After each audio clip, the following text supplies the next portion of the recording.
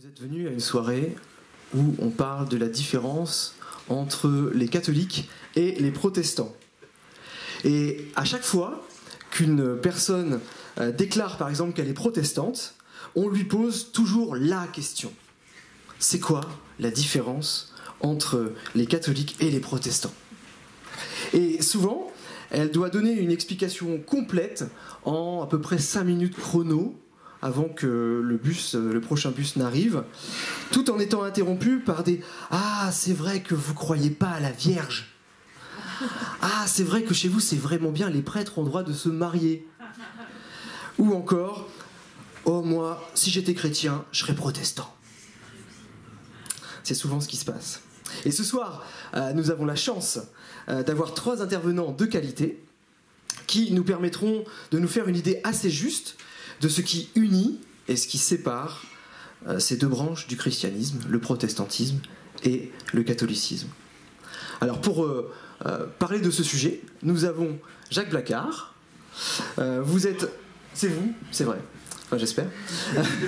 Vous êtes évêque d'Orléans depuis 2010 et vous êtes membre du Conseil pour l'unité des chrétiens et les relations avec le judaïsme au sein... Non, du tout. Plus maintenant. Je peux répondre ? Ouais, je pense. Non, ça c'était il y a maintenant 7 ans. Vous avez été alors ? Oui, j'ai été. Voilà. Mais après, non, aujourd'hui je suis à la solidarité. À la solidarité, voilà. D'accord. Donc cette fête c'était il y a 7 ans. Mais en tout cas, vous vous y connaissez normalement. Non, parce que je suis resté 6 mois. Ah d'accord, donc vous y connaissez pas en fait. Voilà. Mais vous êtes quand même évêque. Voilà. Bon, en fait c'est surtout l'évêque qui nous intéresse et donc ça tombait bien. Bienvenue.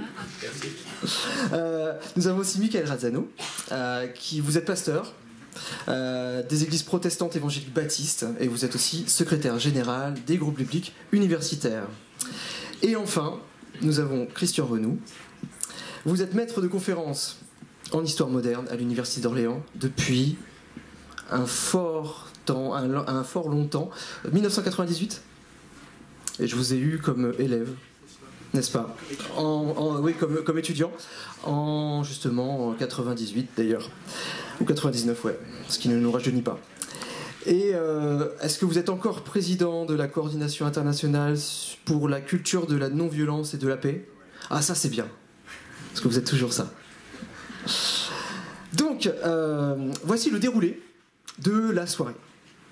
Nous allons avoir une intervention de Christian Renou pendant 20 minutes, où il va nous exposer les causes de la séparation entre les catholiques et les protestants et les différences fondamentales entre les 2 courants, donc un point de vue historique. Ensuite, nous allons avoir une intervention de Jacques Blacard de 15 minutes sur les différences aujourd'hui entre les catholiques et les protestants d'après lui. Et enfin, nous allons avoir une intervention de Michael Razzano, d'1 quart d'heure aussi, sur les différences aujourd'hui, d'après lui, en tant que protestant. Ensuite, une fois que chacun aura fait son intervention, il y aura 10 minutes où je poserai des questions, où ils pourront aussi se poser des questions entre eux. Et après, il y aura une demi-heure où vous pourrez poser des questions. Tout le monde a compris ? Donc maintenant, c'est merveilleux, non ? Je laisse la place à Christian Renou pour le point de vue historique. Merci. Je vais peut-être me lever parce que je pense que vous ne me voyez pas au fond. C'est toujours un peu désagréable de ne pas voir l'intervenant. Ça va mieux comme ça ? Est-ce que vous m'entendez ? Parce qu'il arrive que les étudiants râlent en fond d'amphi en disant en général que je ne parle pas assez fort. Mais bon, ça va mieux. Donc j'ai une mission impossible ce soir, qui est de vous raconter la réforme en 20 minutes et de vous dire en quoi ça séparait les protestants des restes des chrétiens. Donc je vais être caricatural, littéralement.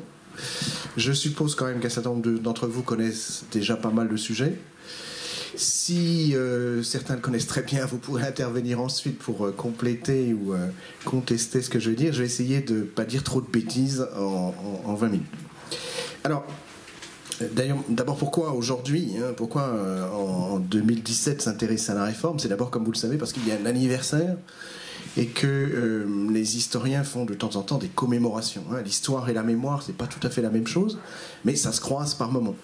Donc l'anniversaire, c'est le 31 octobre 1517, comme vous en avez entendu parler, j'en suis sûr, qui marque le début de la réforme, et en même temps ça marque la fin de l'année Luther, l'année de la réforme, si j'ai bien compris, parce que j'ai vu un certain nombre de papiers protestants passer en disant ça y est, c'est terminé, ouf, ça fait un bout de temps qu'on en parle. En fait, ce n'est que le début, il y a 5 siècles, ce n'était que le début d'une longue aventure. Alors qu'est-ce qui s'est passé le 31 octobre 1517? Vous le savez peut-être déjà. Un moine allemand nommé Martin Luther, dans la petite ville de Saxe, donc dans l'Allemagne plutôt orientale, dans la ville de Wittenberg, a affiché ce matin-là, on dit placardé à l'époque, alors il y a tout un débat pour savoir si c'est vrai ou pas, mais moi je pense plutôt qu'il l'a fait. Il a placardé sur la porte du château de la ville où il habite, la ville de Wittenberg, un 95 thèses, un document théologique, un appel au débat théologique en 95 thèses, dans lesquelles Luther soulève un certain nombre de questions, rapporte des contestations sur les indulgences. Pourquoi ce jour-là, 31 octobre, c'est la veille de la Toussaint, dans l'Église catholique. Martin Luther est un moine, c'est un ermite de Saint-Augustin, il est né en 1483, donc il a rapidement 34 ans à ce moment-là, si je ne dis pas de bêtises. C'est un moine qui vit à Wittenberg depuis plusieurs années, c'est un intellectuel, il est docteur, il enseigne à l'université et il enseigne en particulier l'écriture sainte. C'est un spécialiste de Saint Paul et il fait des cours à l'université sur Saint Paul après en avoir fait un certain nombre sur les psaumes. Or, ce moine intellectuel est scandalisé par ce qu'il voit sous ses yeux. Alors pourquoi le 31 octobre? C'est Halloween, 31 octobre, vous connaissez? Ça commence à se développer en France. Halloween en anglais, ça veut dire la veille de la fête de tous les saints. C'est le terme. Hallow en anglais, c'est le vieux terme pour dire saint. Donc c'est pas pour rien qu'on est ce jour-là, parce que le lendemain, le 1er novembre, dans le château de Wittenberg, tous les habitants de Wittenberg et ceux de la région vont pouvoir rentrer, venir vénérer des reliques, puisque le duc de Saxe possède 17 000 reliques. C'est un collectionneur de reliques, c'est un angoissé comme tous les gens de son époque. Et l'intérêt de ces reliques, c'est qu'en allant visiter le château, on va pouvoir passer devant toutes les reliques, vénérer toutes les reliques, et ce jour-là, on va pouvoir récupérer quelque chose comme 130 000 années de purgatoire. En un seul coup. Vous imaginez l'intérêt. Donc il va y avoir une foule dingue qui va venir vénérer ces reliques pour pouvoir accumuler tous ces jours que les indulgences leur donnent. Et Luther est scandalisé par ces indulgences. C'est pour ça qu'il placarde son texte et qu'il demande à ses camarades théologiens de la ville de discuter de la question. Alors, pourquoi le développement de ces indulgences? Il se trouve qu'au même moment, et dans le texte Luther en parle, le pape est en train de faire construire Saint-Pierre de Rome, la vieille basilique de Saint-Pierre de Rome s'écroule, il a fallu la reconstruire, et ça coûte très cher. Et à ce moment-là, il y a, pas à Wittenberg même, parce que l'évêque de Wittenberg ne l'a pas autorisé, mais autour, il y a des prédicateurs qui vendent des indulgences, littéralement. Donc ces indulgences, c'est normalement des documents qui permettent de pardonner la peine qui est liée au péché une fois qu'on s'est confessé. C'est un peu compliqué, y compris pour les catholiques d'aujourd'hui. Je crois que M. Blacard confirmera. À l'époque, c'est très important parce que donc si on meurt sans avoir eu le temps de purger les peines qui étaient liées au péché qui avait été pardonné, on risquait de passer des années au purgatoire. Et donc l'Église avait développé toute une théologie et surtout une pratique qui permettait aux croyants de pouvoir acheter des jours qui leur permettaient de se libérer de ces jours du purgatoire pour eux, mais ils permettaient aussi de libérer les âmes des morts. Donc tout autour de cela, ça a commencé dès le XIVe siècle. Hein, cette pratique en particulier, c'est à la fin du XVe que l'Église catholique a accepté de vendre ces documents et de vendre ces grâces d'une certaine façon qui permettaient d'échapper à ce temps de purgatoire. Et le pape a eu l'idée d'en vendre de très particulières pour Saint-Pierre de Rome. Alors comme c'est des indulgences qui viennent du pape, que le pape est considéré comme celui qui a le plus de pouvoir et qui est donc le plus près, d'une certaine façon, de Dieu, donc ces indulgences sont très recherchées. Et Luther va donc s'élever contre ça, et à partir de là, il va remettre en cause ces indulgences. C'est pas la première fois qu'il le fait, il l'a déjà fait en 1516, on a au moins une trace dans un sermon, où il accusait déjà où il reprochait à ses collègues de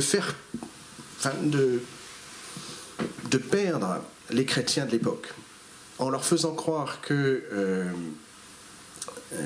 les indulgences remettaient les péchés, alors qu'en fait elles ne remettaient que les peines qui étaient liées au pardon des péchés.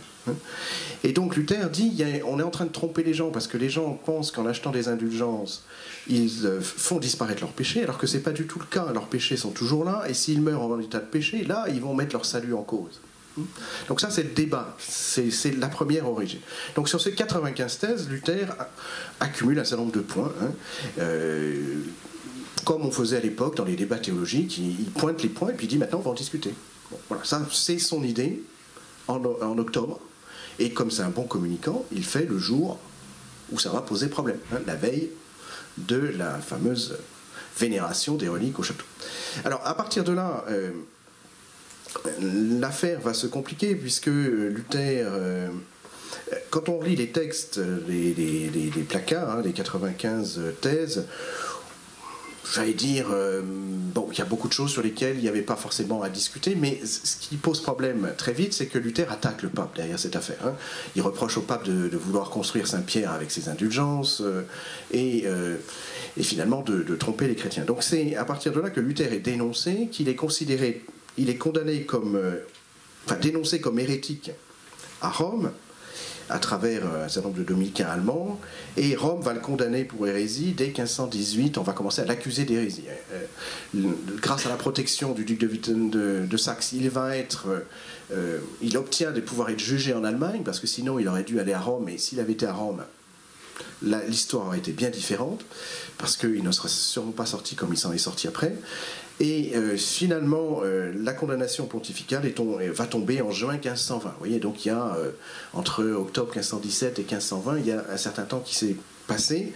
Et quand le pape, dans sa bulle Exsurge Domini, condamne Luther, il condamne Luther comme, alors le texte, c'est un psaume, c'est « Lève-toi Seigneur, parce qu'il y a un renard qui est en train de ravager ta vigne ».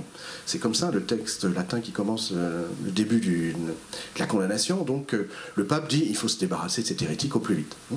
Et il donne 60 jours à Luther pour se rétracter sur ses positions. Mais depuis 1517, Luther a développé sa pensée et a multiplié les objets de division avec Rome.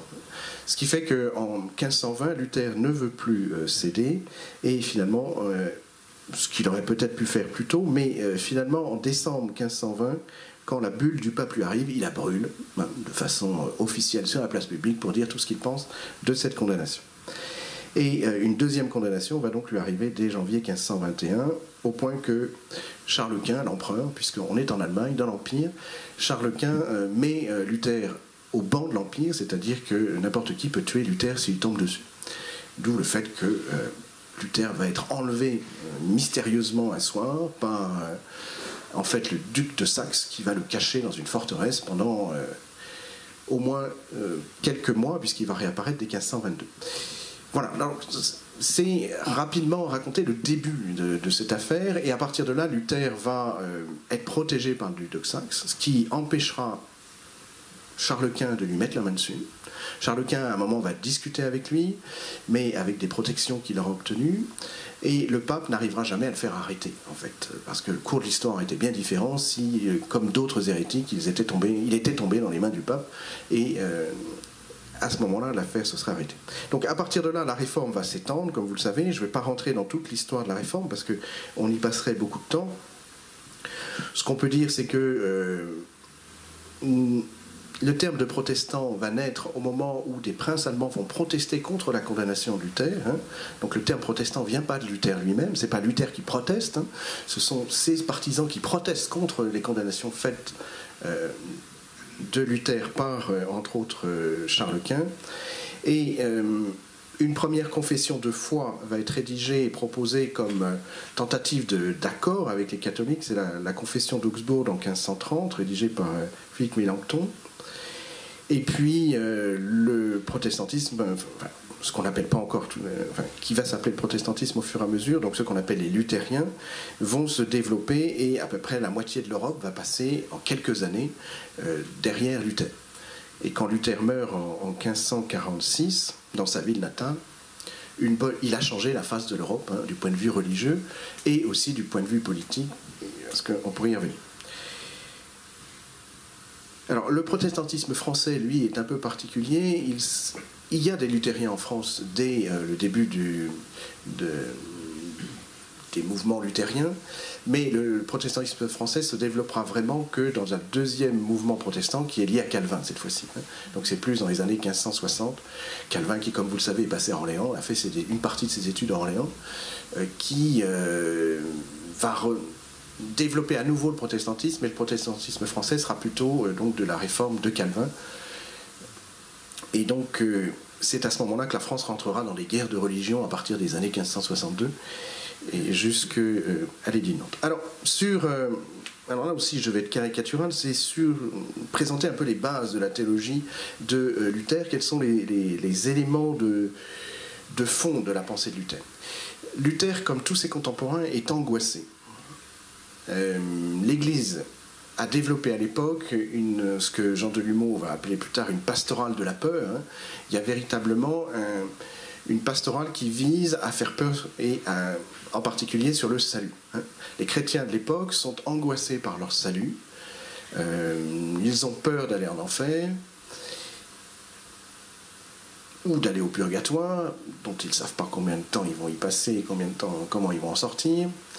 Et donc l'Église a été très perturbée par le grand schisme qui a eu lieu avant, où il y avait eu 2 papes qui s'étaient divisés. On avait même dit que pendant ce temps-là, aucun chrétien n'était rentré au paradis parce que c'était pas possible, vu l'état d'angoisse, de division des chrétiens.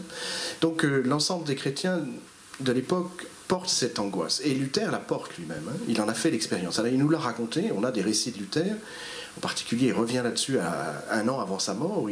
Alors, il n'a pas toujours donné des récits comme nous on aimerait bien, un historien bien daté. Il dit un jour, comme on disait à l'époque. Et bon, donc il y a des débats. On ne sait pas très bien à quel moment se passe un certain nombre de ces expériences, qui est un peu embêtant pour nous, parce qu'on ne sait pas si c'est avant qu'il dise ça ou avant. Bon. Mais Luther, c'est clair, il est angoissé. D'abord, il est rentré dans les ordres sous le coup de l'angoisse. Il faisait des études de philosophie, et un jour, il est pris dans un orage. Au mois de juillet 1501, si je ne dis pas de bêtises, il est pris dans un orage et il a tellement peur de mourir, dans un état de péché, parce que s'il meurt là dans l'orage, c'est une mort subite, c'est la pire des choses à l'époque, la mort subite. On n'a pas eu le temps de se confesser, donc aujourd'hui tout le monde dit « oh, il a une belle mort, il est mort subitement ». Et à l'époque, c'est la pire des choses. Dans les églises, il y a des statues de saints qu'on met aux portes des églises, Saint Christophe et d'autres. Les gens poussent la porte le matin, ils voient Saint Christophe, ça les protège de la mort subite pour la journée. C'est la pire des choses. Et donc là, il se dit, je vais mourir subitement. Et pour se sauver, il fait un vœu à Sainte Anne, en disant, Sainte Anne, si tu me sauves, je rentre dans les ordres.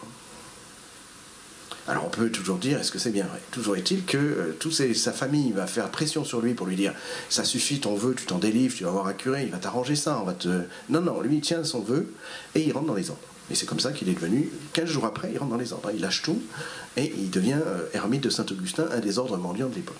Donc cette angoisse, on la voit là. Et après, il raconte, il dit, en fait, j'avais très peur de Dieu. Chaque fois que je pensais au Christ, j'étais angoissé, j'avais peur, parce que c'était le Dieu qui menace, le Dieu qui, finalement, qui exige tellement de choses de moi pour que je puisse aller au paradis que j'y arriverai jamais. Et lui, c'était un moine, donc il se flagellait, il faisait toutes les macérations possibles, il tenait, il le dit, je vivais l'austérité au maximum, mais j'étais toujours angoissé, parce que tout ce que je faisais, rien ne me permettait d'être sûr d'aller au paradis avec cette pratique. Donc pour lui, la pensée de Dieu était devenue une angoisse. Mais c'était commun, c'était partagé par tous ses contemporains. Or, Luther va nous raconter qu'il va faire une expérience qu'on appelle l'expérience de la tour, qui a lieu dans une tour, il n'a pas dit où. Alors, est-ce que c'était encore à l'époque où il était au couvent, où il y avait une tour, donc ça serait avant 1518-19, est-ce que c'est après, on n'en sait rien. Donc, et il dit, en fait, qu'à ce moment-là, il a eu la révélation, après avoir lu l'Épître aux Romains, que vous connaissez, une des lettres de Saint Paul sur lequel il travaillait, puisqu'il était enseignant, il connaissait ça par cœur, mais un jour, en lisant le texte des Romains, vous pouvez voir, c'est Romains 1, 17, où il lit une phrase qui va, pour lui, être une expérience spirituelle, qui va lui ouvrir la compréhension, et pour lui, un chemin de liberté. Ce texte, c'est « Le juste vivra par la foi ». Là, vous avez la pierre angulaire de la réforme de Luther. Hein. Le juste vivra par la foi. On a vu ça pendant des siècles, puisque c'est dans les textes, hein, c'est pas lui qui l'a inventé. Et les autres chrétiens, théologiens de l'époque le connaissaient aussi. Hein. On y reviendra tout à l'heure dans le débat, certainement. C'est-à-dire, c'est ce qu'on appelle la justification par la foi. Hein. Le juste vivra par la foi, c'est-à-dire que c'est la foi qui va rendre le croyant juste. Juste, c'est-à-dire digne d'aller au paradis, digne d'être sauvé. Donc c'est cette expérience-là qui permet à Luther, à travers la parole, et j'allais dire, Dieu prend les hommes parce qu'il les tient, lui il était sur la Bible, et c'est ça qui finalement qui va l'éclairer, d'autres, ça sera d'autres chemins, lui c'est ça. Qu'est-ce qu'il entend par là? Et pour lui ce qui est clair, c'est que Dieu est amour à partir de ce moment-là. Ce qui est marqué ailleurs, hein, mais voilà, c'est cette expérience qui lui permet de le comprendre, que c'est le sacrifice rédempteur de Jésus qui sauve l'humanité, et que celui qui croit en Jésus est sauvé parce qu'il est justifié et qu'il est rendu juste par la mort de Jésus. Donc c'est à partir de là que Luther va baser les grands principes du luthéranisme, à partir de cette révélation dont il nous dit, une fois qu'il a compris ça, il dit « Je me suis senti renaître et il me sembla être entré par les portes largement ouvertes au paradis même. » Vous voyez donc son angoisse, l'entrée au paradis, là, en lisant ce texte, en comprenant le texte comme il le comprend, il vit une expérience psychologique personnelle, mais aussi de foi, qui lui fait avoir le sentiment qu'il a trouvé la réponse à ses angoisses et le chemin du paradis.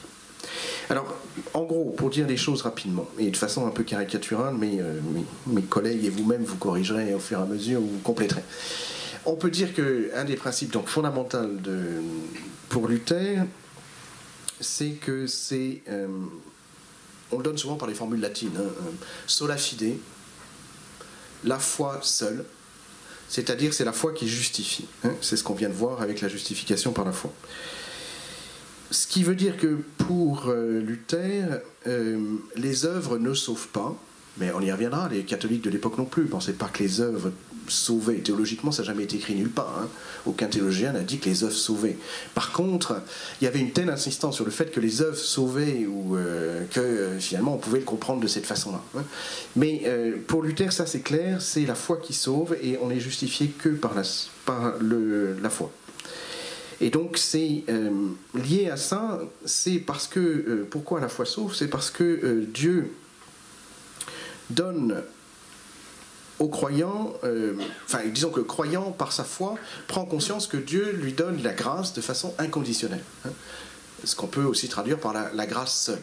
C'est la grâce de Dieu qui sauve l'humanité de façon inconditionnelle. Et cette foi, cette grâce, elle est donnée par Dieu seul, sans intermédiaire. Dieu se fait connaître aux croyants directement, sans qu'il y ait besoin d'une institution qui fasse l'intermédiaire et qui soit, comme on peut dire dans d'autres théologies, médiatrice, ou que l'Église en particulier soit médiatrice de la grâce. La grâce est donnée directement.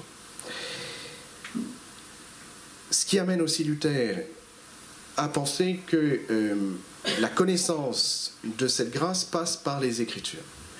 L'être humain peut avoir connaissance de cette grâce, donc peut avoir la révélation de cette grâce par les Écritures seules. Sola scriptura, c'est une formule qu'on répète régulièrement, c'est les Écritures seules qui permettent de comprendre, et parce que les Écritures ont une autorité que n'ont ni le pape ni le concile.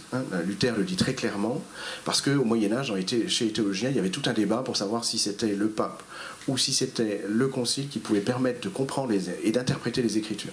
Luther dit les Écritures en elles-mêmes donnent aux croyants le chemin qu'il faut suivre. Et de là, il en déduit que tous les chrétiens qui lisent la Bible peuvent comprendre, accéder à cette connaissance du salut. Et donc, il va développer ce qu'on appelle aussi le sacerdoce universel des chrétiens, c'est-à-dire qu'il n'y a pas de distinction à l'intérieur du monde chrétien, des croyants, des baptisés, entre les baptisés. Alors que l'Église catholique avait, au cours des siècles, introduit des distinctions, y compris non seulement de rôle, de fonction, mais de nature. Théologiquement, le prêtre, du fait de son ordination, changeait de nature, avec toute des liens aussi avec la physique d'Aristote. Enfin, les choses sont un peu compliquées, mais il y avait cette idée-là. Pour Luther, tous les chrétiens sont prêtres, rois et prophètes. Donc, vous connaissez la formule. Donc, ça va amener Luther à refuser de donner un rôle à l'Église visible. Il y aura une Église qui sera une organisation humaine, mais elle n'est pas le canal de la grâce. Et ce qui va l'amener à refuser évidemment la papauté, en particulier l'autorité du pape et des évêques. Ce qui va l'amener aussi à supprimer le clergé régulier, mais ça, c'est lui-même moine, va amener à la disparition des monastères et des ordres religieux. Pour d'autres raisons, il va refuser le célibat ecclésiastique, on en a parlé tout à l'heure. Lui-même va se marier en 1525. À partir de là, il va aussi remettre en cause les 7 sacrements de l'Église catholique qui avaient été fixés au cours du Moyen-Âge. Ce chiffre 7 n'a pas toujours été dans l'Église catholique, c'est toute une histoire. Du fait qu'il va dire l'Écriture est la seule source des sacrements. Donc les sacrements qui ne sont pas dans les Écritures ne sont pas des sacrements. Seuls les événements rapportés dans les Écritures sont des sacrements. C'est comme ça qu'il va retenir donc le baptême et l'Eucharistie ou la scène, qui, elles, sont mentionnées comme étant instituées par le Christ dans les évangiles et pas le reste. Et on va juste terminer sur l'organisation de l'Église en disant que Luther, finalement, n'avait pas forcément de projet très clair sur l'organisation de l'Église. Il a laissé les princes à la tête de l'Église. Calvin reviendra quelques années après avec un autre principe qui sera celui du synode, principe peut-être plus influencé par les structures politiques de Genève. Et donc là, je terminerai en disant qu'aujourd'hui, même à l'époque de Luther, il n'y a pas un protestantisme, il n'y a pas une réforme, mais il y a des réformes, il faudrait insister beaucoup plus là-dessus. Il y a beaucoup de nuances à l'intérieur. Luther a lancé le mouvement, mais de partout, d'autres se sont levés pour porter des réformes. Et Luther lui-même a dû lutter pour influencer dans une direction. De même qu'il n'y avait pas un catholicisme à l'époque de Luther, il y a des courants à l'intérieur du christianisme de Luther, au moment où Luther vit, des courants différents, avec des tendances très différentes. Il y a des gens qui sont très proches de lui, les humanistes chrétiens, Erasme et les autres, et des gens qui sont carrément à l'opposé, qui vont se déchaîner contre lui. Donc il y a déjà une pluralité à l'époque, et dans l'église de Luther, et de l'église que Luther va créer par derrière. Voilà rapidement dit les choses, et on pourra revenir sur d'autres choses, sur d'autres éléments que d'autres. Merci beaucoup. Maintenant, c'est à Jacques Blacard, qui est grand, et s'il se met debout, on le verra plus sur la caméra. C'est ça, non? C'est bon?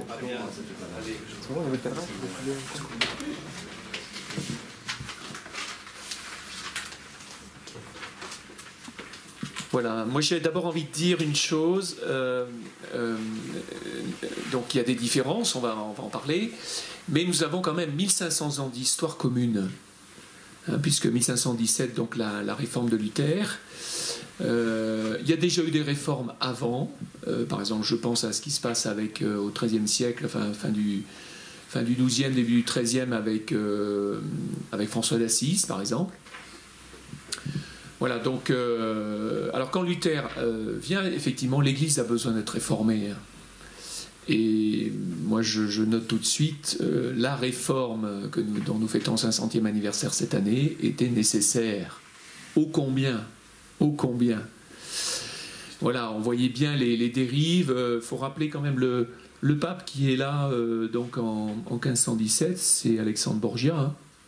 Alexandre VI Borgia. Donc voilà, ça évoque quand même des choses pas très reluisantes. Voilà, alors en même temps, bon, on voit bien que la papauté a fait du chemin depuis, mais à l'époque, c'est pas très reluisant.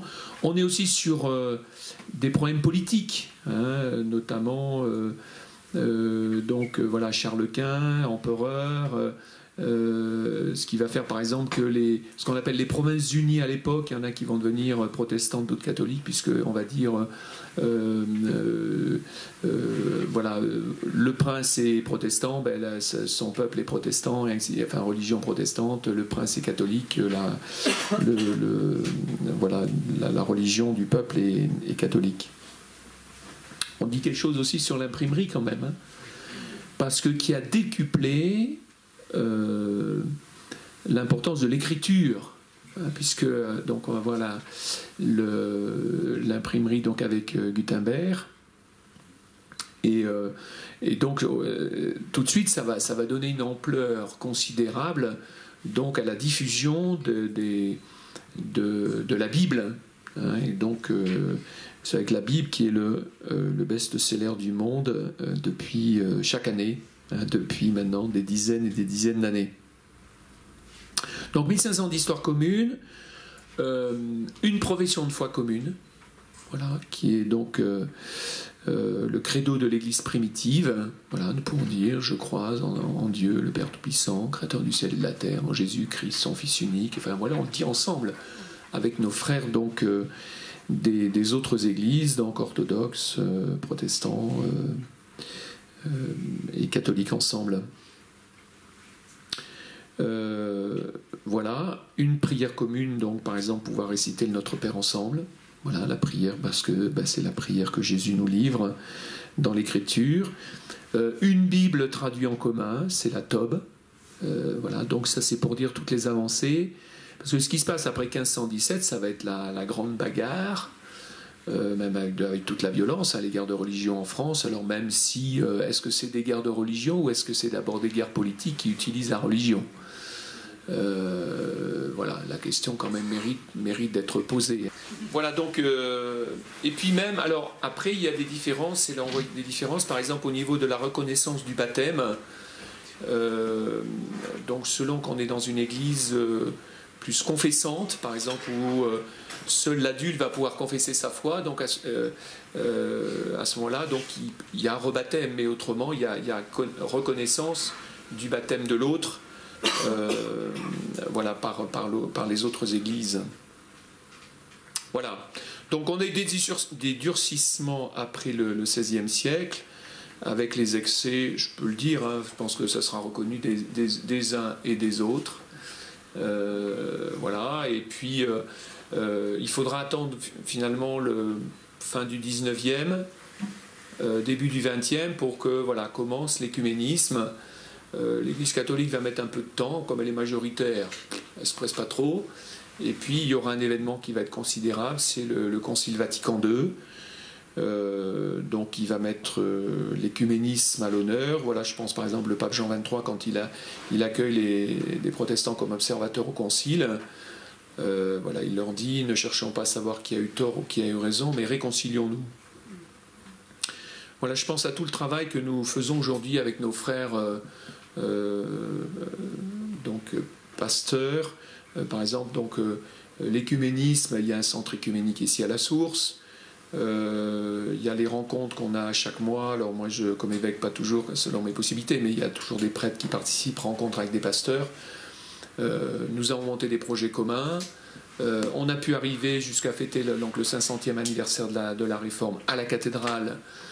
Je crois que ça a été un événement quand même fort, hein. Voilà, il fallait passer aussi là par-dessus nos intégristes des deux côtés. Voilà, parce que des protestants pourront dire comment on ne va pas aller à la cathédrale, et puis des catholiques disant mais comment vous faites une célébration commune avec les protestants pour le 500e anniversaire de la Réforme à la cathédrale. Voilà, mais je crois que voilà, nous pouvons avancer. Un événement au moment de Pâques, donc nous fêtons l'essentiel de notre foi, donc, et nous croyons au Christ mort et ressuscité. Eh bien, avant d'aller célébrer à la cathédrale, dans nos églises, dans nos temples, nos chapelles respectives, nous commençons d'abord par célébrer la résurrection du Christ ensemble au matin de Pâques, avant ensuite de se disperser dans nos communautés différentes. Donc pour dire, voilà, je crois que l'écuménisme a fait du chemin et que cet écuménisme est irréversible. Ça, je tiens beaucoup à le dire, c'est irréversible. Alors je voudrais reprendre maintenant un peu à partir des affirmations de la Réforme, dire aussi le chemin qui a été fait. Donc par là, si je prends sola scriptura, donc les Écritures, alors effectivement pour un protestant, seule l'Écriture est digne de foi. Pour un catholique, l'importance de l'Écriture, mais aussi la tradition qui vient des apôtres. C'est-à-dire que l'Église a une histoire, et puis elle a développé, dès le début d'ailleurs de l'Église, à travers les pères de l'Église, elle développe ce qu'on appelle une théologie. Voilà, l'Écriture à la fois dit, et en même temps, elle a besoin aussi d'être, comment dirais-je, elle est fondée par elle-même et en même temps elle se vit dans une histoire. Et donc à chaque époque de l'histoire, on va regarder l'Écriture et puis chercher à comprendre ce que nous dit l'Écriture par rapport à ce qu'on est en train de vivre dans l'histoire. Donc l'Église va développer ainsi une tradition. Tradere, ça veut dire qu'est-ce qui est livré par à la fois l'Écriture première, l'Écriture, la Sainte Écriture, et puis en même temps, il y a tout ce que nous avons vécu dans l'histoire et qui est un enseignement, qui nous dit des choses pour aujourd'hui. Voilà, donc je pense par exemple notamment aux pères de l'Église, qu'on a appelé les pères de l'Église, donc on est au début, aussitôt après l'Écriture, voilà, je pense à des lettres, par exemple les lettres de Polycarpe, les lettres de Saint Ignace d'Antioche, qui prolongent vraiment ce que dit Saint Paul dans ses lettres. Hein. Et puis ensuite on aura au IVe siècle, voilà, des Saint Jean Chrysostome, Saint Basile en Orient, Saint Augustin en Occident, voilà, qui vont développer toute une théologie à partir de l'Écriture. Voilà. Alors en même temps, je dis ce que dit par exemple le Concile Vatican II, puisque de fait on voyait bien les dérives à un moment donné qui ont entraîné la réforme de Luther. En gros, est-ce que le pape est au-dessus de l'Écriture ? Voilà. Et au Concile Vatican II, on a bien rappelé, le magistère n'est pas au-dessus de la parole de Dieu, il la sert. C'est peut-être parce qu'il a oublié de la servir qu'il y a eu cette réforme de Luther et donc les 95 thèses placardées donc en 1517. Voilà, l'Église rappelle aujourd'hui, l'Église catholique, que l'étude de l'Écriture est comme l'âme de la théologie. Donc recommandant une lecture assidue. Voilà, on avait du retard, je pense qu'on a quand même bien travaillé depuis quelques dizaines d'années. Voilà, mais qu'aujourd'hui, eh bien, je vois bien les catholiques ont appris à se familiariser avec l'Écriture. Voilà, quand je pense à, par exemple, le pape François X, tout chrétien devrait avoir une Bible dans son sac. Voilà, surtout qu'on en fait des toutes petites qui peuvent facilement loger dans la poche. Donc voilà, l'Écriture. Donc je crois qu'aujourd'hui, catholiques et protestants se retrouvent sur, même si nous rajoutons l'importance aussi de la tradition, mais sur l'importance de l'Écriture. Après, alors, donc on a bien vu, et là Luther avait tout à fait raison, parce qu'on voyait bien les dérives, alors notamment avec tout le trafic des indulgences. Voilà, en gros, j'ai acheté mon paradis Voilà, et puis en réalité, ça permettait de construire Saint-Pierre de Rome. Bon, je caricature un peu, mais voilà, c'est vrai que là, on voyait bien les dérives. Quand Luther dit sola fide, sola gratia, seule la grâce de Dieu sauve l'homme, je crois que là aussi, donc vous avez bien fait de rappeler que théologiquement personne ne l'avait dit avant, mais quand même, il y avait toujours ce fond. Voilà, l'homme va se sauver en multipliant les béats au fond. Voilà, les bonnes actions, les œuvres. Moi, personnellement, comme catholique, celle qui m'aide et qui, je suis sûr que Luther aurait beaucoup aimé cette personne, c'est Thérèse de Lisieux, voilà, qui rejoint tout à fait Luther quand elle dit quand j'arriverai au ciel, voilà, elle l'espère, je me présenterai les mains vides. Et c'est pour cela que je serai si bien reçu, je ne m'appuierai pas sur mes mérites à moi, car je n'en ai aucun, mais uniquement sur ses mérites à lui, Jésus le Christ. Voilà, donc ce fondement-là, alors, on se réjouit qu'en 1999, donc on ait pu sortir un document commun, luthérien et catholique, puis ensuite qui a été signé donc par d'autres églises protestantes, sur la justification par la foi. Voilà. C'est la foi seule, voilà, qui en Jésus qui sauve, qui permet à l'homme d'accéder au salut. Voilà, c'est pas je peux multiplier des œuvres aujourd'hui, c'est pas ça qui me sauvera. Mais saint Paul le dit très bien dans la première lettre aux Corinthiens. Il dit voilà, j'aurais beau avoir la foi à transporter toutes les montagnes. Voilà, si je n'ai pas l'amour, cela ne me sert à rien. Je peux faire multiplier des tas de choses. Si je n'ai pas l'amour qui me vient de Dieu, qui me vient du Christ, cela ne me sert à rien. Voilà, donc l'homme n'est pas sauvé par ses œuvres, mais par la foi, par grâce de Dieu. Alors après, évidemment, si les protestants et catholiques, je pense, disent à peu près la même chose, si je reçois cette bonne nouvelle que je suis sauvé par le Christ, bah après forcément je vais essayer de répondre au Christ amour pour amour. Voilà, je vais pas dire bah super, on ira tous au paradis comme le chantait Paul Naref, et donc j'ai pas à bouger. Non, si vraiment j'accueille ce qui m'est donné par le Christ, je vais forcément essayer d'y répondre par ma vie. Mais c'est le Christ qui sauve. Voilà, Luther disait aussi des églises toujours à réformer, donc ça j'y ai déjà répondu. Alors la question quand même qui peut se poser, c'est des réformes dans l'église ou hors de l'église. Voilà, peut-être qu'on pourra en débattre après. Moi je suis heureux comme catholique aujourd'hui d'avoir un principe d'unité, donc avec, voilà, comme évêque, successeur des apôtres. Même si tout chrétien peut dire mais moi aussi je suis successeur des apôtres, mais d'une manière dans le pastorat au service de l'Église. Donc voilà, moi de savoir que depuis voilà, je suis le 125e évêque d'Orléans, voilà, et puis de me dire voilà, par imposition des mains depuis les origines. Voilà, donc ça pour moi c'est vraiment une grâce. Et puis le principe d'unité avec le pape. Parfois j'ai des protestants qui me le disent, ils me disent vous avez un principe d'unité, nous voilà, n'importe qui peut fonder une église quand il veut. Le tout c'est qu'ils disent voilà, je respecte la profession de foi, et puis je prends l'écriture et puis je peux ouvrir une église. Et ce qui quand même pose des problèmes après, ce qui fait qu'on peut arriver à des unités un peu à minima. Voilà, je pense qu'on aura sans doute un débat tout à l'heure là-dessus. Mais moi, je suis heureux d'avoir un principe d'unité peut-être plus fort à l'intérieur de l'Église catholique. Qu'est-ce qui nous distingue encore ? Le sacerdoce universel des fidèles. Donc ça, le Concile Vatican II l'a rappelé. C'est-à-dire, voilà, nous sommes un peuple de prêtres, de prophètes et de rois.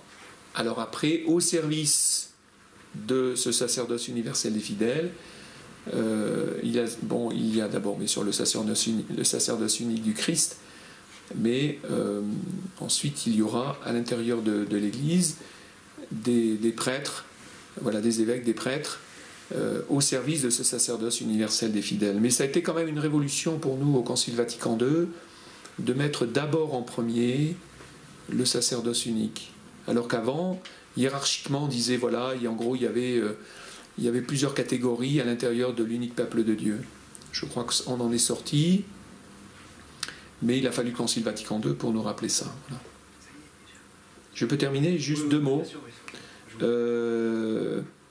Peut-être rappeler aussi, alors peut-être qu'on y reviendra, mais sur la Sainte Seine, voilà, sacrifice offert à Dieu.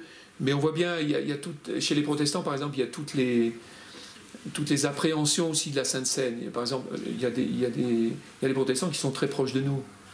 Voilà, et puis d'autres, voilà, est-ce que c'est un symbole, est-ce que c'est consubstantiation, comme disait Luther, transsubstantiation chez les catholiques, enfin, voilà, on a un peu, je crois qu'après, on peut essayer de trouver un socle commun. Après, je crois qu'il y a des approches théologiques, puis des sensibilités aussi, parce que même jusque dans l'Église catholique, on va avoir des sensibilités différentes pour approcher l'Eucharistie. Et puis, peut-être dire aussi par rapport à l'Église, c'est vrai que donc chez les protestants, c'est la communauté qui est responsable. Alors encore, ça dépend aussi un peu, selon qu'on est chez les luthériens ou chez les calvinistes, voire même après quand on est chez les évangéliques. Voilà. Peut-être qu'on reviendra, alors peut-être qu'il y en a certains poseront des questions, mais j'aime pas trop quand, par exemple, je me suis amusé à aller regarder les sites tout à l'heure, et alors, quand on dit la différence entre les catholiques et protestants, il y a des sites, on dit là, c'est vraiment caricatural, quoi. Voilà, vraiment, en gros, les catholiques, parce que on mettrait sur le même plan Marie, les saints, Jésus, ce qui n'est pas vrai. Et pour nous, voilà, c'est d'abord Jésus.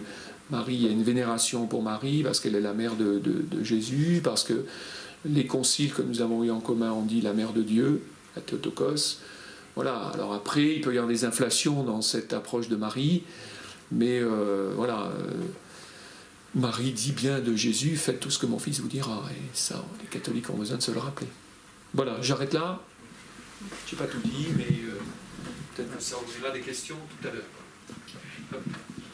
Voilà, et donc maintenant, merci beaucoup, on va voir le pasteur Michael Razzano qui va nous parler du côté protestant.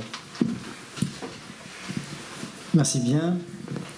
Alors, ce qui nous unit, d'abord, peut-être avant d'en venir un peu à ce qui nous différencie, ce qui nous unit, c'est déjà le Christ, la personne du Christ, et c'est pas rien, puisque c'est ce qui est au cœur de notre foi.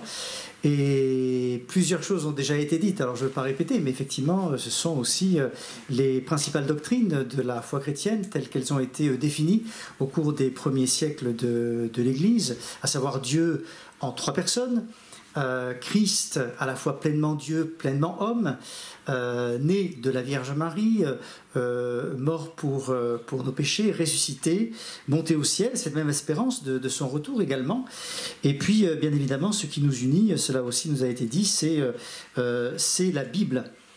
Et là commencent un peu les différences, puisque les protestants reconnaîtront 66 livres dans la Bible, plutôt 73 côté catholique, et cela a été justement rappelé par ceux qui m'ont précédé, c'est ce sola scriptura qui sera effectivement au cœur de la démarche de la réforme, hein, par l'écriture seule, parce que effectivement ce principe de la réforme va remettre en question, en tout cas au XVIe siècle, un certain nombre de choses. Et ce qui vraiment est important dans cette expression, c'est le sola, c'est le seul, le mot seul qui va vraiment amener le changement. Ce principe proclame non seulement que la Bible est l'autorité suprême pour le fidèle, mais dans le contexte du XVIe siècle, le sola scriptura va effectivement créer une séparation entre la Bible et l'interprétation que va en faire l'Église. On assiste donc avec la réforme, on pourrait dire en quelque sorte à une émancipation des fidèles vis-à-vis du magistère. Plus besoin d'une interprétation autorisée de l'Église pour lire ou comprendre la Bible. Et effectivement, cela a été dit, la Bible est traduite, commence à se traduire dans les langues maternelles. Elle est également diffusée par l'imprimerie qui vient d'être inventée peu de temps avant par Gutenberg. Donc la Bible interprète la Bible.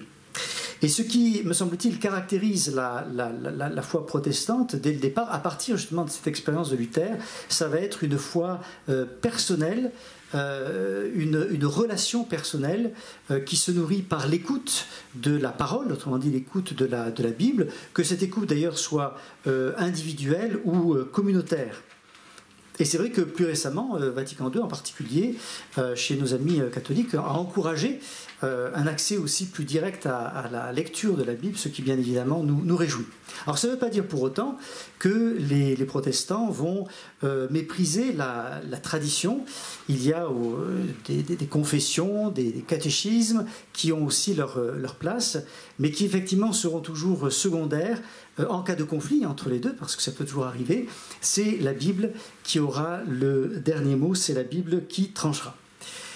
Par conséquent, tout ce qui ne relève pas directement de la Bible, tout ce qui ne relève pas des Écritures, ne pourra pas faire autorité pour le protestant. Et un exemple donc, qui est assez connu, c'est celui de Marie. Le protestant, comme le catholique, croit que Jésus est né de la Vierge Marie, que Marie était vierge au moment de la naissance de Jésus. Et c'est vrai que souvent, quand on s'aperçoit qu'on est protestant, c'est une des premières choses qu'on nous dit, vous ne croyez pas en la Vierge. Si, nous croyons en la Vierge. Pourquoi ? Parce que tout simplement, la Bible nous le dit. Et la Vierge Marie est considérée comme une personne à qui une grâce toute particulière a été faite, celle de porter le sauveur de l'humanité, ce qui n'est pas rien. Et elle est considérée aussi comme un exemple, au même titre que d'autres personnages de la Bible. Seulement, les protestants ne vont pas se retrouver dans les dogmes qui seront associés par la suite par l'Église catholique. Alors, ces dogmes qui sont plus anciens que celui qui a été évoqué précédemment, je les citerai simplement sans entrer dans le détail, mais le dogme de la virginité perpétuelle en 649, celui de l'Immaculée Conception en 1854, donc finalement beaucoup plus récemment, celui aussi de l'Assomption en 1950, fêté le 15 août, donc là aussi quand même assez récemment. Pourquoi ? Eh bien parce que les protestants trouveront que ces dogmes n'ont pas suffisamment de fondement biblique. Or, la dévotion à la Vierge occupe aujourd'hui encore une place non négligeable dans la piété catholique, qui voit aussi en Marie une figure de l'Église. Alors à partir de là, on comprend que certaines doctrines, certaines pratiques soient différentes, pas seulement concernant la Vierge Marie, mais certains termes ont été évoqués, le purgatoire, les indulgences et d'autres pratiques. Du coup, la pratique protestante est souvent beaucoup plus dépouillée que ne l'est la pratique catholique. Pas de chapelet, pas de pèlerinage, du moins en lien avec la pénitence, pas de signe de croix, pas de relique, encore moins de culte qui lui est associé, pas de prière à la Vierge ni au Saint, mais seulement à Dieu. Et c'est un autre principe de la Réforme. Il y a 5 en fait soli. Le sola scriptura en est un. Il y a aussi le soli Deo gloria, à Dieu seul la gloire, lui seul. Il faut adorer Dieu seul. Au-delà de la pratique et de certaines doctrines qui divergent, c'est la conception même de l'Église et des ministères au sein de l'Église, me semble-t-il, qui n'est pas tout à fait la même. Si vous allez dans une église catholique, au centre, vous allez trouver l'autel. Pourquoi ? Parce qu'au centre de la messe, il y a l'Eucharistie. Pas de messe sans Eucharistie. Si vous allez dans un temple protestant, au centre, vous allez trouver la chaire, c'est-à-dire le pupitre, à partir duquel le pasteur va parler. Pourquoi ? Parce qu'au cœur du culte protestant, il y a la prédication qui fait résonner la parole de Dieu dans le cœur des fidèles pour l'appliquer à la vie du chrétien. Et vous pourrez aussi être surpris par la simplicité de la salle de culte quand on la compare à l'Église catholique, puisqu'il n'y aura pas de statue, il n'y aura pas de crucifix, parfois même pas de croix, pas de confessionnal, pas d'eau bénite, donc quelque chose de beaucoup plus dépouillé. Dans l'Église catholique, alors cela a été dit, je ne vais pas trop m'y étendre, mais la place des sacrements est effectivement centrale. Il y en a 7, cela a été aussi rappelé, donc le baptême, la confirmation, l'Eucharistie, la pénitence, l'onction, l'ordre, le mariage. Les protestants, effectivement, n'en reconnaissent que 2, donc la scène, qui correspond à l'Eucharistie, et le baptême, parce que cela correspond à 2 ordres du Seigneur dans les évangiles. La signification même du sacrement est très différente, au point que, aujourd'hui encore, entre catholiques et protestants, il n'est pas possible de communier à la même table. Et ici, c'est, me semble-t-il, toute la question de la médiation de l'Église au travers des sacrements et des ministères qui séparent encore les 2 confessions chrétiennes. Alors pour le dire rapidement, et je serai aussi un peu caricatural, mais peut-être dans l'échange on pourra affiner les propos, selon l'Église catholique, le Christ agit par les sacrements qui réalisent efficacement la grâce qu'il représente. Alors que côté protestant, le sacrement est beaucoup plus le signe visible de la grâce invisible de Dieu. Alors, je n'ai pas le temps ici d'entrer dans le détail de la signification du sacrement, ni de la conception de l'Église chez nos amis catholiques, qui est perçue davantage comme le corps mystique du Christ, mais il apparaît aux yeux de tous que l'Église catholique est structurée différemment de l'Église protestante, ou des Églises protestantes, parce que bien évidemment c'est quelque chose de beaucoup plus disparate. Il n'y a effectivement pas de pape dans l'Église catholique, dans l'Église protestante, c'est-à-dire pas de leader mondial. Pourquoi ? Eh bien parce que les protestants ne reconnaissent pas la doctrine de la succession apostolique à partir de l'apôtre Pierre. Or l'évêque de Rome, le pape, est considéré par les catholiques comme le successeur de Pierre. Les protestants n'adhèrent pas non plus à la primauté de Pierre. Le réformateur Calvin reconnaît la priorité de Pierre au sein des 12 des disciples, mais non pas sa primauté. Et le dogme de l'infaillibilité pontificale, défini à Vatican I en 1870, donc là c'est pas non plus si ancien, pose également problème pour les protestants, qui, alors surtout du côté évangélique, ne considéreront comme infaillible, pour reprendre le même terme, que la Bible. Un autre principe de la réforme, c'est solo Christo, Christ seul. Lui seul est le roc sur lequel est bâtie l'Église. Il reste donc le seul intermédiaire entre Dieu et les hommes. Alors, je n'y reviens pas trop, mais je le mentionne quand même, parce que c'est quand même au cœur de effectivement, la réforme qui a mis en lumière le sacerdoce universel, s'appuyant d'ailleurs sur une parole justement de Pierre, qui dit, voilà, vous êtes un sacerdoce royal, s'adressant ici aux chrétiens. Alors ce sacerdoce universel va remettre en question la distinction entre les clercs et les laïcs et va questionner la notion même de hiérarchie.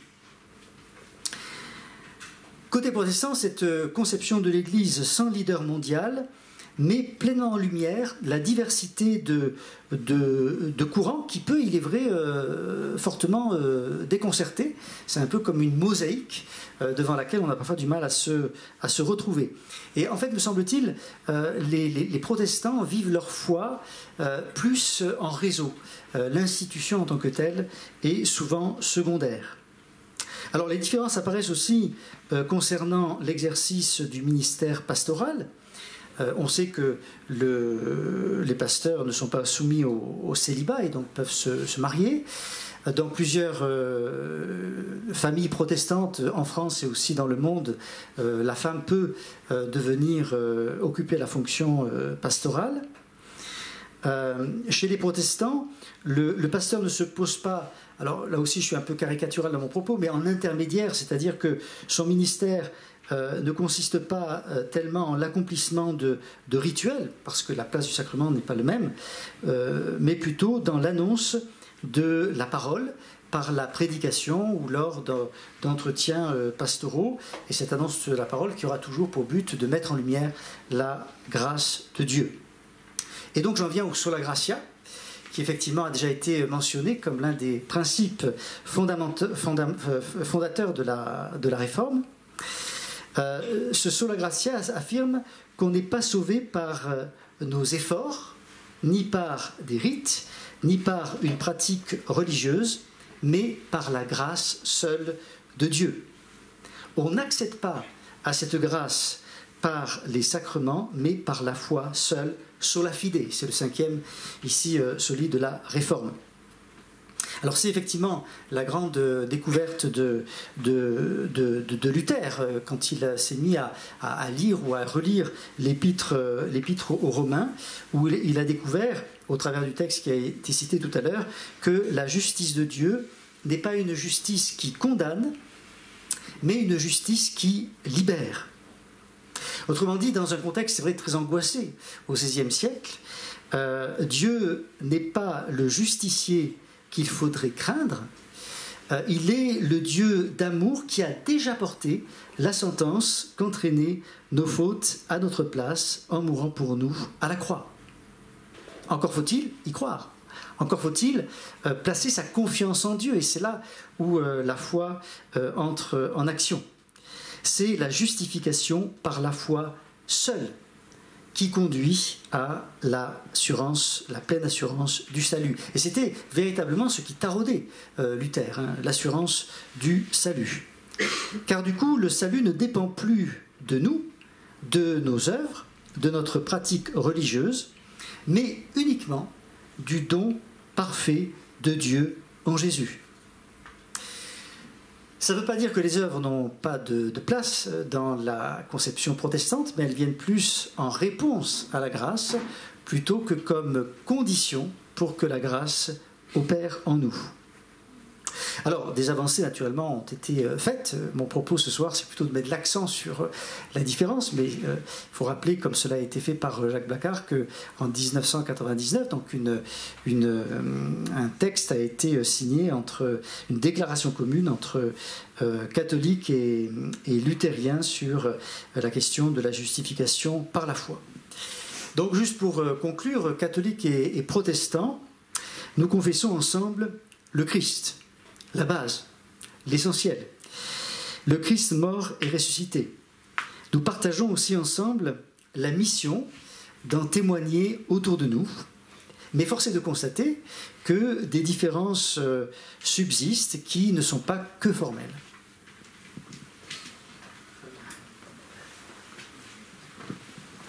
Merci beaucoup.